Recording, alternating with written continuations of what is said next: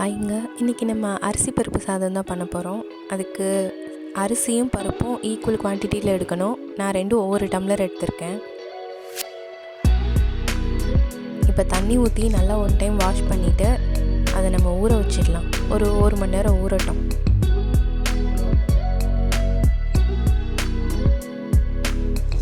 Next cooker வச்சுட்டு அதில் நல்லெண்ணெய் ஊற்றிக்கலாம். கொஞ்சமாக கடுகு,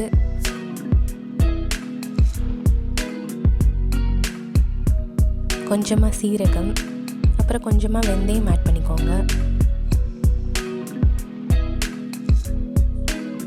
இதுக்கு சின்ன வெங்காயம் போட்டால் நல்லாயிருக்கும். ஸோ அதனால் நான் 10 சின்ன வெங்காயம் எடுத்திருக்கேன். அடுத்து ஒரு 7 பல் பூண்டு, அப்புறம் ஒரு வரமிளகாய். இப்போ அடுத்து 2 தக்காளி போட்டிருக்கேன். இப்போ எண்ணெயில் லைட்டாக வதக்கிக்கலாம்.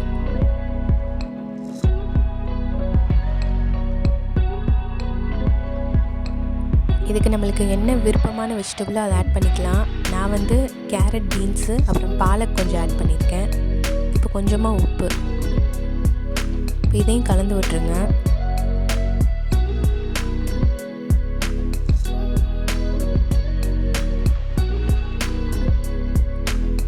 கேரட், பீன்ஸ் எதுக்கு முதல்ல போட்டோன்னா கீரை சீக்கிரமாக வெந்துடும். பட் இது கொஞ்சம் டைம் எடுக்கிறதுனால இதை போட்டுட்டோம். இதை போட்டுட்டு ஒரு 2-3 மினிட்ஸ்க்கு அப்புறமா நம்ம பாலை கட் பண்ணிக்கலாம்.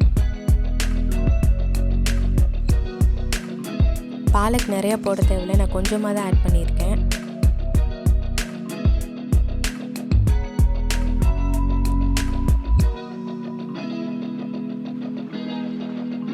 எல்லாம் நல்லா வதக்கியாச்சு.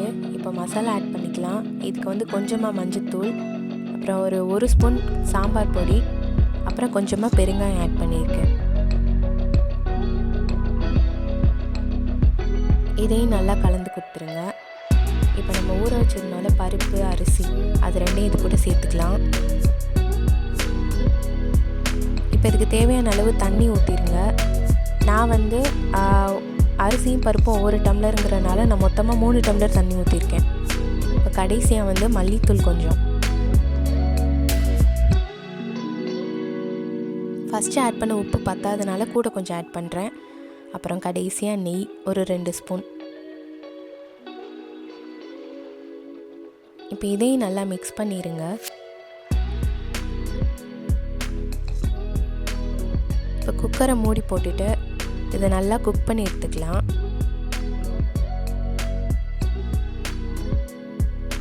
இப்போ விசில் எல்லாம் அடங்கினதுக்கப்புறம் ஓப்பன் பண்ணிட்டோன்னா நல்லா வாசனையாக இருக்கும்.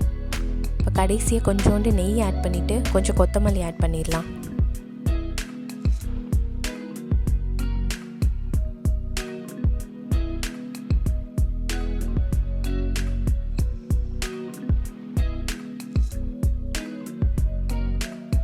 இதையும் நல்லா கலந்துடலாம். அவ்வளோதான், டேஸ்டியான அரிசி பருப்பு சாதம் ரெடி. ரொம்ப ஃபில்லிங்காக இருக்கும்.